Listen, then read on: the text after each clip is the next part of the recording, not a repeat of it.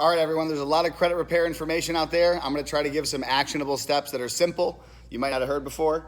A lot of the data online says don't dispute more than 3 to 5 items at a time.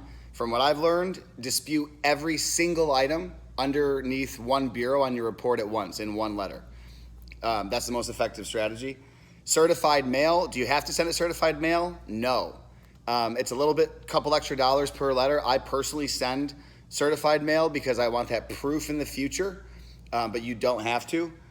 Use blue and black ink, only blue and black ink, and you're gonna wanna use pen to write your date of birth, your social, and then sign above your name at the end. And then I found your social security card and car insurance are the most effective forms of ID. And don't use your driver's license if the address doesn't match. Start sending your letters. If you're nervous or scared to send them yourself, DM me. We'll work together and I'll send them for you. Get those letters sent. Let's get those credit scores up.